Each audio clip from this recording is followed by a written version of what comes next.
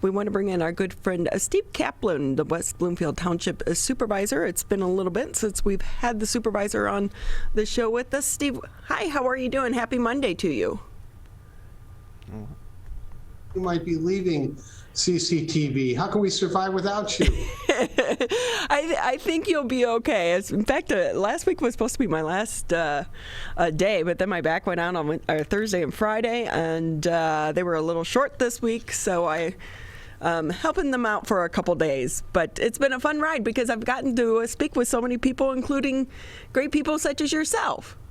Well, we're going to miss you. I understand they're hiring 3 people to replace you. Yeah, I don't know about that. But, Steve, you know I'm still in the neighborhood. Right, you reside in Keego Harbor. Right, so I'll still be bugging you.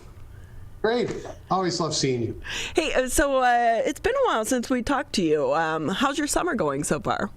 Doing well. We're flourishing at Town Hall. We had a shredding event on Saturday between 9 and 1. 517 motorists visited us, and we provided shredding services. And it also applies to Orchard Lake, Sylvan Lake, and Keego Harbor. I can say we're so excited to be included in that because in years past we haven't been. And my husband goes through so many shredders. He burns out the motor. Yes. So have them visit here next time. We have the commercial shredders. So Steve, can I ask you, we're hearing so much right now about the Delta variant in the news.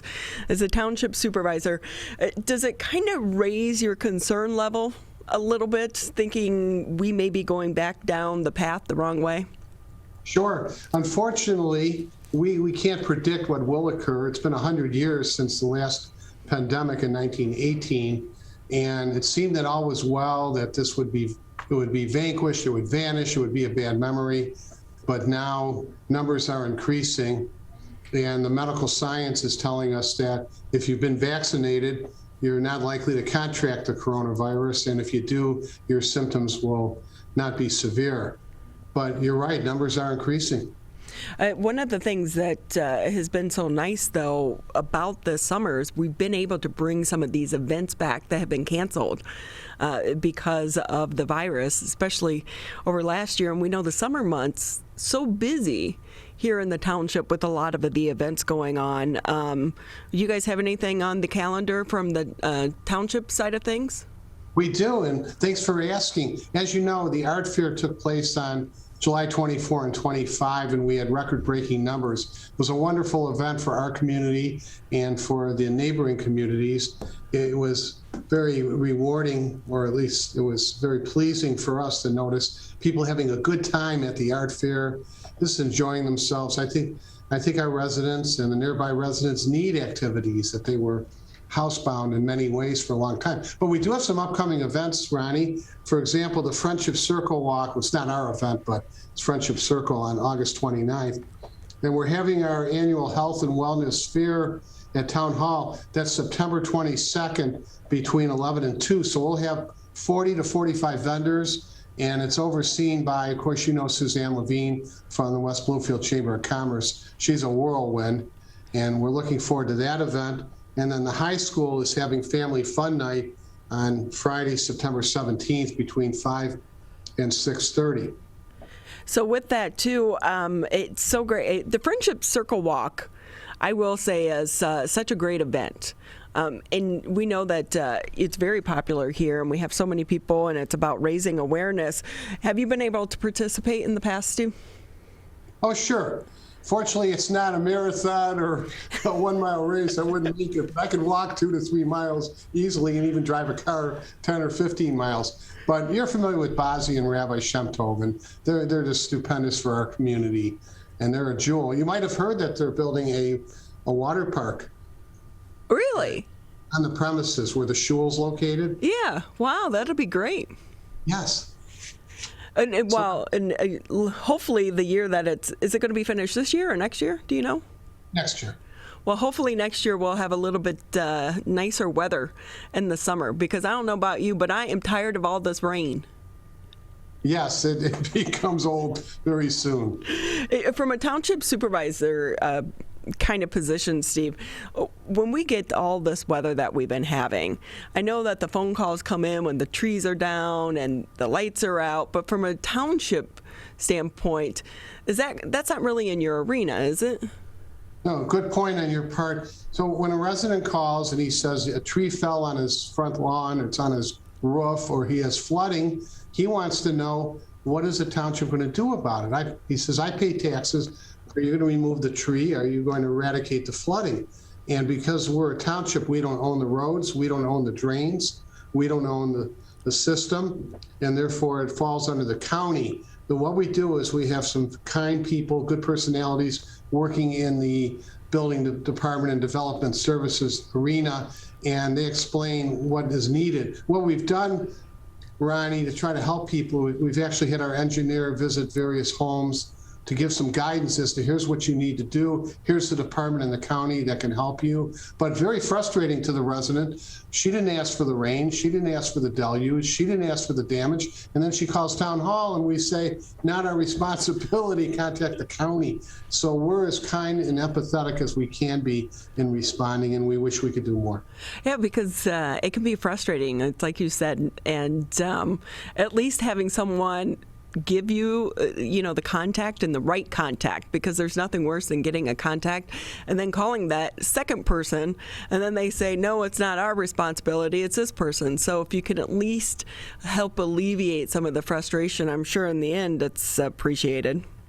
If I may interject, the road commission obviously is responsible for drains on the road or the roadway itself, and the county road commission does not work for the township, but we have a good relationship with the road commission. We've cultivated a wonderful relationship with road commission leaders, and therefore we are able to call on behalf of our residents. So we're serving as intermediaries or conduits. Steve Kaplan with us here on the MegaCast. He's, of course, the West Bloomfield Township Supervisor. And can we talk a little bit more about one of the things that I'm seeing in my backyard? And I will say, I think they're adorable, but they're starting to become a big pain in my butt. All the deer. It seems like, Steve, we've seen so many more deer this year than years past, or maybe it's just my imagination. No, the deer population is expanding. Farmington Hills and Farmington combined conducted a study and determined, I don't know how you do this precisely, 729 deer are residing in those areas. So I don't know if a deer is hiding. Is that number counted? So what are you going to do about it? People do call and they want to know, what are you doing, township, to eradicate the deer? And what we do not do in West Bloomfield is we don't kill them. We don't gather them and kill them. We don't have police officers shoot them. One way to reduce the deer population, and probably only in a nominal way, is for residents not to leave food for the deer. I mean, deer are really cute, they're beautiful, we like seeing them frolic. But if you leave food for the deer, then that deer has a great memory and she'll return to the area along with her friends and relatives. So that's one way to combat it, maybe in a very minor way. But yeah, more but important, they ate all my tomatoes off my new tomato plant. And they've been after my hydrangea. I'm like, look, deer, baby deer, they're cute. But mama and papa deer, get out of my garden. Yeah, you're not fawning over those deer, and they didn't pay for the tomatoes. That was a good line. What we're doing is, and we have to thank our neighbors in Farmington Hills. They have terrific city manager in Gary Metchian and a deputy city manager in Joe Valentine. And they are taking the lead. They passed a resolution at the city council level, and we should be doing so at the town board level next Monday. But this will be a regional approach. What are we going to do to reduce the deer population? And there are many ideas with scientists offering suggestions. So I think it's like a task force to reduce the deer population without eradicating the deer. Not sure we'll succeed, but thanks to our friends in Farmington Hills, at least there'll be a regional plan. So, hey, Steve, can you talk a little bit about the importance of the relationship with our neighboring communities and the county as well, especially in the middle of a pandemic? Well, sure. Maybe 100 years ago, you would draw a line in the sand. Don't cross the line. Don't visit us. We don't need you. But we truly are. We're global now within Michigan. They say it's a tri-county area, southeast Michigan area. But we're just because of a boundary line like 14 Mile and Haggerty, it doesn't mean we're not friends with Novi and Farmington Hills and other near Commerce Township. But sure, oftentimes there's redundancy. Why would you need to have 7 different task force within Southeast Michigan when you can have 1 or 2? So we do have good relationships. We meet the township supervisors, for example. There are 21 in Oakland County, and we have monthly meetings. We've been meeting by Zoom. But even if you're the smartest woman in the room, Ronnie, you can always learn from other people, other township supervisors who have similar issues. Hey, speaking of that, can I ask, are you guys, are your meetings back in person yet, or are you still virtual? We are returning to live meetings on Monday, September 13th, and that means our Zoning Board of Appeals, our Planning Commission, and our Environmental Commission also will be resuming live meetings on September 13th. I can't speak for the Library and the Parks Commission, which are wonderful organizations and entities, but I believe they're also returning to face-to-face meetings on September 13th.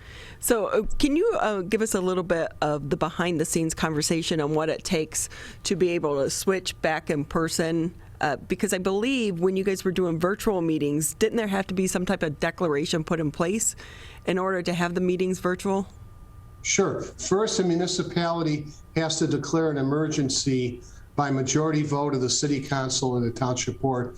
And we did that in March of 2020. I think it was March 18th. So we declared an emergency, and then we renewed that emergency status in February of 2021. So we still have the emergency status here, but the only reason we haven't rescinded the emergency status is if we need to return to virtual meetings, maybe if the pandemic explodes again and this variant starts spreading, then we don't have to declare an emergency. It's already in place. So our emergency status continues through December 31 of 2021. And we are looking forward to the live meetings. As you know, Ronnie, I mean, this is what you do. You're a telecaster, you're a moderator, you're an anchor, and you prefer being with people and seeing people than interacting through Zoom. Yeah, I think for me, it's like those in-person meetings, the organic conversations, you know, the natural conversations that you wouldn't have. Yeah, you can have a meeting via Zoom, but it's the afterwards or the in-between chit-chat that leads and sparks new conversations and new ideas. I think that's what we've all been missing so much. But we do know that for some people, they also like virtual, especially when it comes to township meetings, because maybe they're at home, they can't get away, or they don't have childcare. So is there a possibility of any type of hybrid situation, or does it have to be one or the other?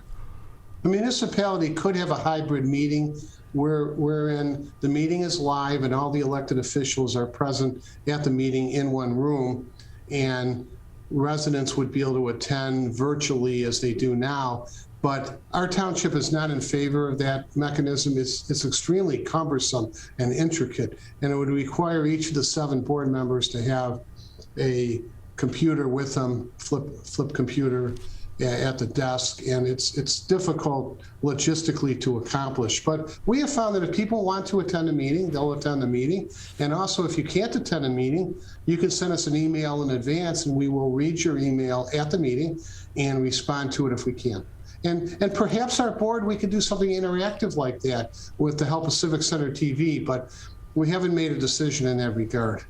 Steve Kaplan with us here on the MegaCast. He's the West Bloomfield Township Supervisor. And Steve, you know, I always like to ask about the budget.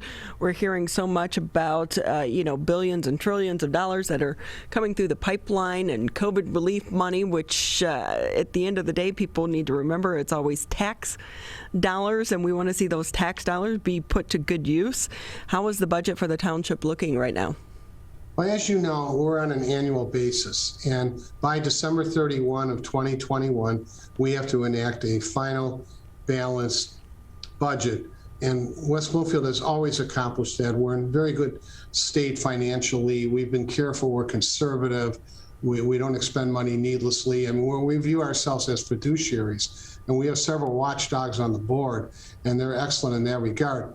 We do anticipate receiving perhaps $5 million through the federal government, and that money certainly will be helpful in terms of infrastructure and COVID expenses.